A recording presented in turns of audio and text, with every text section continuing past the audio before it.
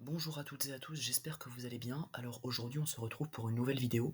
Donc cette vidéo, elle traitera de l'actualité des Jeux Olympiques du 1er au 8 août.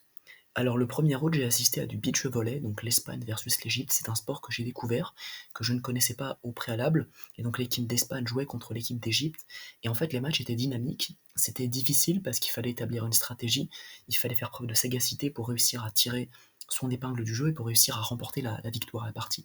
Donc les coups qu'on pouvait faire pour renvoyer la balle à l'adversaire, ça pouvait être des manchettes, ou ça pouvait être simplement de pousser le ballon lorsqu'il arrivait, lorsqu'on était en contrebas du ballon, de le repousser pour le projeter au-dessus du filet. J'ai aussi eu la chance d'assister à de l'escrime, donc l'escrime qui se déroulait au Grand Palais. Donc les matchs d'escrime, ce que j'ai pu noter, c'est qu'ils sont très dynamiques, il faut être vif, il faut avoir des réflexes précis, des réflexes irréprochables, ça c'est indéniable. Il faut savoir esquiver les coups et puis savoir en redonner. Il faut savoir que l'escrime, ça peut se faire au fleuret, au sabre ou à l'épée. Je sais que, en tout cas, il y a de nombreuses. Chaque match, en moyenne en tout cas, comporte de nombreuses touches d'un côté comme de l'autre. Voilà, donc en fait, pour remporter un match, il faut toucher son adversaire à plus de 15 reprises, il me semble. Donc voilà, il y a beaucoup d'actions. C'est un sport qui est passionnant à regarder, et c'est vrai que j'ai été agréablement surpris.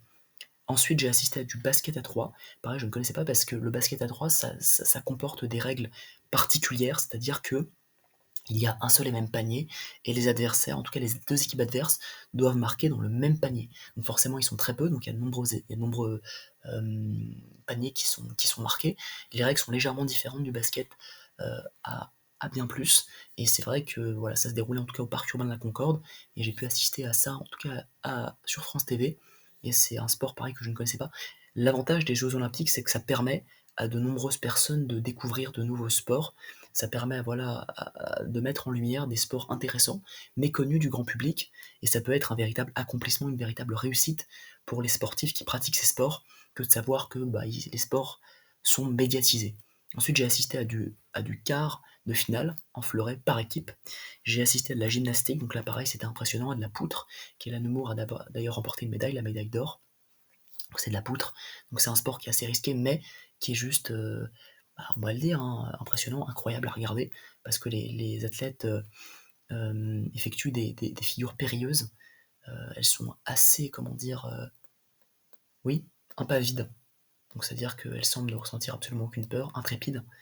Donc elles font des saltos, c'est artistique, hein, elles font de la danse, etc. sur la barre. Ensuite, j'ai découvert que la France avait remporté une médaille de bronze en équipe en escrime. Le lendemain, j'ai eu la chance de me rendre au Parc Urbain de la Concorde, donc c'est une véritable expérience personnelle.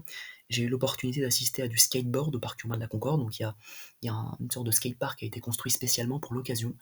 Donc voilà, il y a des creux, des bosses, des reliefs, et le but c'est d'effectuer des figures de skate sur cet espace qui a été spécialement créé pour. Donc c'est quelque chose qui est difficile, hein.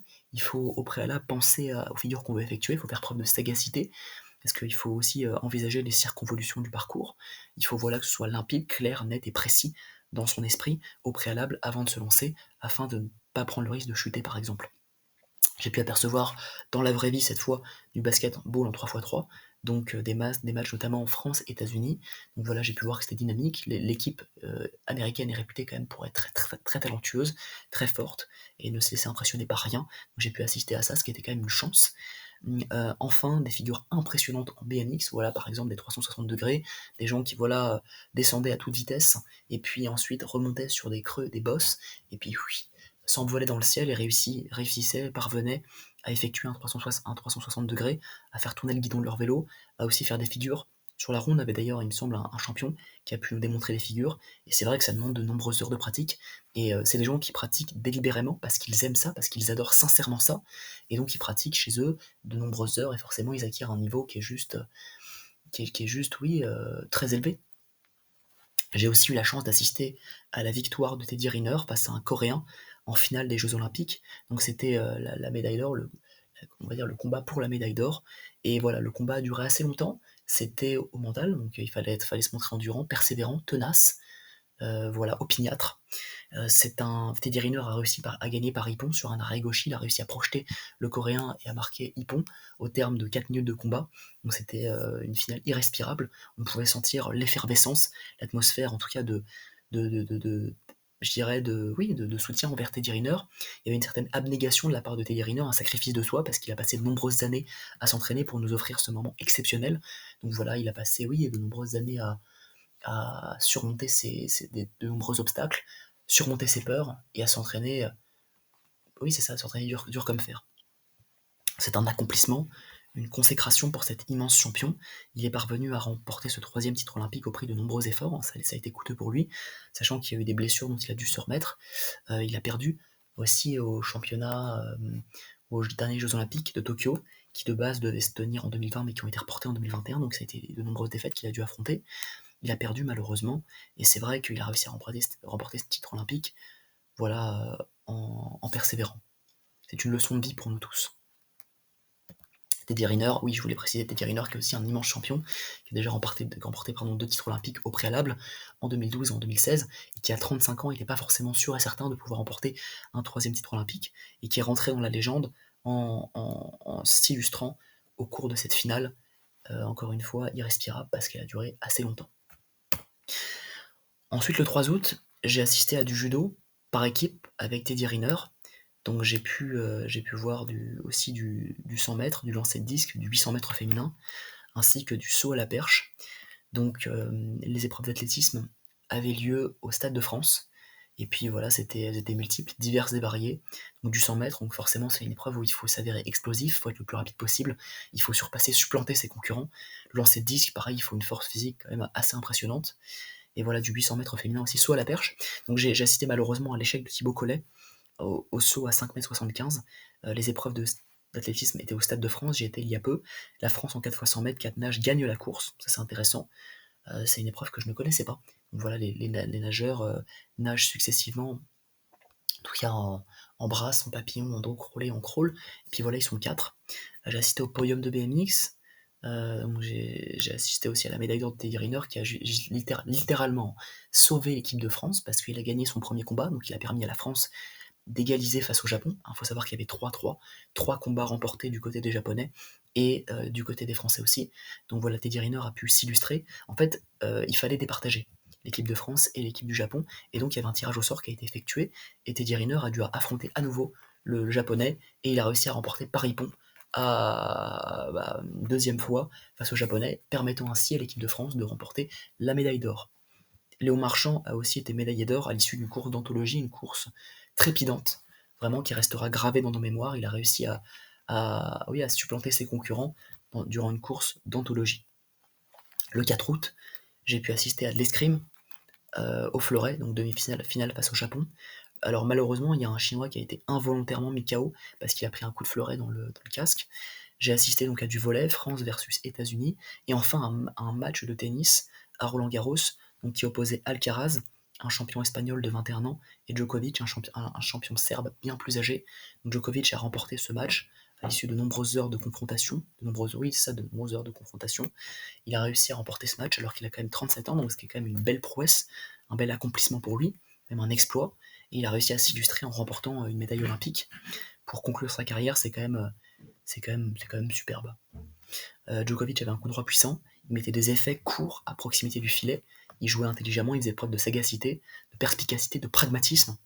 Il mettait la balle sur le côté opposé de l'adversaire, il jouait des amortis, il jouait près du filet, en coupé si l'adversaire était loin du filet, donc voilà, il savait faire preuve d'une grande intelligence.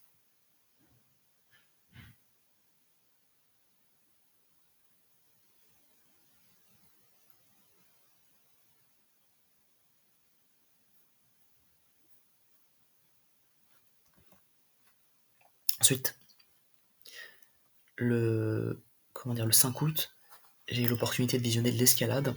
Donc j'ai découvert qu'il existait 2 disciplines d'escalade olympiques distinctes, ça je ne le savais pas.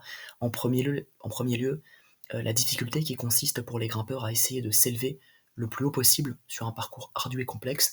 Donc voilà, il faut aussi faire preuve d'intelligence, de pragmatisme, et se dire ok, comment est-ce que je pourrais arriver à bout de ce parcours, comment est-ce que je pourrais arriver au sommet sur un parcours qui est quand même ardu et complexe, il faut le préciser, avec des petites prises ou des prises plus étendues, mais qui en tout cas n'offrent pas de bons appuis pour les doigts. Donc voilà, ce sont des parcours difficiles, hein, très difficiles. Et le principe, en fait, c'est d'arriver le plus haut possible pour gagner le plus de points possible et ainsi remporter une médaille. Donc voilà, alors il faut savoir que les grimpeurs ont un temps limité, ils ont 5 minutes pour arriver en haut et c'est voilà quelque chose qui est pas simple.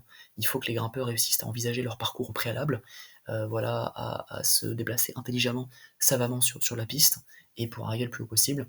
Il faut savoir qu'il faut aussi s'avérer endurant parce que, les muscles sont mis à rude épreuve au cours de cette épreuve d'escalade. Voilà, il faut savoir reposer ses muscles, se reposer, en plein milieu du parcours et réussir à arriver en haut. Et en second lieu, la vitesse, qui consiste à parvenir le plus rapidement possible en haut d'un parcours dont les grimpeurs, ça c'est important de le préciser, ont connaissance au préalable. C'est-à-dire que voilà, les grimpeurs, c'est toujours le même parcours, c'est un parcours qui est identique, les grimpeurs peuvent s'entraîner dessus, et le but c'est d'arriver le plus haut possible en haut du parcours et d'appuyer sur un buzzer. Donc chez les femmes, il est possible de le faire en moins de 6 secondes, et chez les hommes, il est aussi possible d'arriver en haut du parcours en moins de 5 secondes. Et c'est assez impressionnant parce que les grimpeurs font preuve d'une agilité, d'une dextérité hors norme. Voilà, ils coordonnent leurs mouvements. Il faut savoir que l'escalade de vitesse est le sport le plus rapide des JO. En outre, les grimpeurs peuvent arriver à atteindre le sommet de la piste en moins de 5 secondes, donc c'est juste éclair, très rapide. Cela demande un effort soutenu, une grande sagacité, ainsi qu'une excellente coordination de ces mouvements, une excellente dextérité, une certaine proprioception, une capacité à savoir précisément où se trouvent ses membres dans l'espace, pour voilà, ne pas manquer une prise et pour arriver le plus rapidement possible en haut et buzzer et remporter une médaille olympique.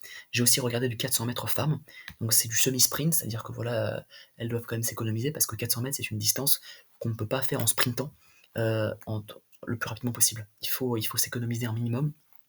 Donc voilà, c'était assez intéressant de regarder ça.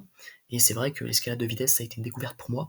J'ai eu la chance de pratiquer l'escalade en troisième ainsi qu'en seconde et en terminale. Donc j'ai pratiqué l'escalade à de nombreuses reprises. Et quand je pratiquais, c'est vrai qu'on n'avait pas de difficulté ni de vitesse. On devait voilà, réussir à monter au sommet d'une piste qui était définie au préalable. Et voilà, on devait trouver les bons appuis, les bonnes prises pour arriver au sommet. Mais il n'y avait pas de vitesse, de notion de vitesse ou de difficulté. Donc voilà, ça a été une découverte pour moi, cette vitesse et cette difficulté. J'ai beaucoup apprécié en tout cas découvrir ça. C'est ce sport qu'est l'escalade. D'ailleurs, c'était un Britannique qui a remporté une médaille, il me semble, un jeune qui a remporté une médaille et qui a gagné la médaille olympique. Merci à tous pour ce récapitulatif des Jeux Olympiques, cette revue des Jeux Olympiques. Il y en aura d'autres aussi qui arriveront par la suite, mais j'ai bien aimé en tout cas vous tenir au courant de ce qui s'est passé durant ces Jeux Olympiques.